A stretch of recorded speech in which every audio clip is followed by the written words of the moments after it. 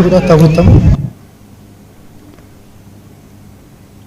విజయవాడలో బీజేపీ అధికార ప్రతినిధులు మీడియా ప్యానలిస్టులకు వర్క్ షాప్ నిర్వహించారు. ఈ కార్యక్రమానికి బీజేపీ ఏపీ అధ్యక్షుడు పీవీఎన్ మాధవ్ ముఖ్య అతిథిగా హాజరయ్యారు. రాష్ట్రంలో పార్టీ విస్తరణ, ప్రజా సమస్యలపై పార్టీ వాణిని బలంగా వినిపించేలా కార్యాచరణ రూపొందిస్తున్నామని తెలిపారు.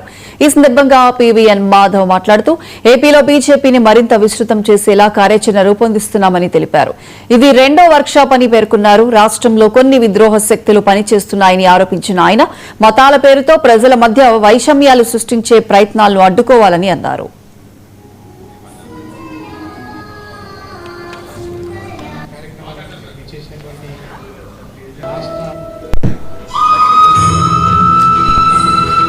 అనేక రకాల నెరేటివ్స్ నిర్మాణం చేయడానికి ఆంధ్రప్రదేశ్ ఒక కార్యశాలగా మార్చుకోవడం జరిగింది.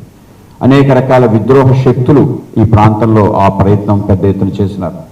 ఈ మధ్యకాలంలో చూడటం జరిగింది. ఒక వేదిక పెట్టి దళిత క్రిస్టియన్ రిజర్వేషన్ సంబంధించిన అంశాన్ని మాట్లాడాలని చెప్పి అనేక మంది గతంలో పాస్టర్స్గా చేసిన వాళ్ళు ఇప్పుడు ఇంకొక ముసుగు వేసుకొని, అనేక మంది దళితవాదం పేరు మీద ఉన్న వాళ్ళు ఇంకొక ముసుగు వేసుకొని ఇవాళ ముందుకొచ్చి అనేక రకాల మాటలు మాట్లాడటం ఏదైతే ఉందో, అనేక రకాల అవాక్కులు చవాకులు, అత్యంత దిగజారుడు మాటలు, సభ్య సమాజం సిగ్గుపడే విధంగా ప్రవర్తించడం.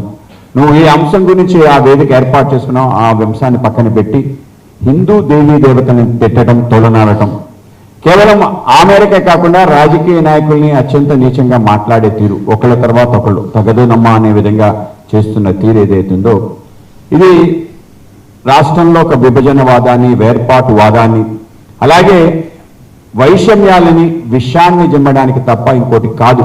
కనుక ఇటువంటి యొక్క ఆలోచన పదాన్ని మన అటల్ బిహారీ వాజ్పేయి గారు చెప్పారు, will crush the crushing mind set. తప్పనిసరిగా ఆంధ్రప్రదేశ్ భారతీయ జనతా పార్టీ ఆధ్వర్యంలో ఈ యొక్క మైండ్ సెట్ని విల్ క్రష్, ఆ విధంగా ఎక్కడ ఉపేక్షించే అవకాశం లేదు. ఇటువంటి ఆలోచన ఏదైతే మీరు బయలుదేరి తీసుకొస్తున్నారో ఎవరి మీద ఈ యొక్క ఆలోచన ప్రయోగించాలి, ఏ అంశాల కారణంగా మిమ్మల్ని ఈ విధంగా ముందుకు పురుగొల్పి మతం మారడానికి కారణమైన ఎవరైతే ఆ వేదికలు ఉన్నాయో, ఏవైతే ఆ శక్తులు ఉన్నాయో ఆ శక్తుల్ని ప్రశ్నించాలి. కరీంనగర్ జిల్లా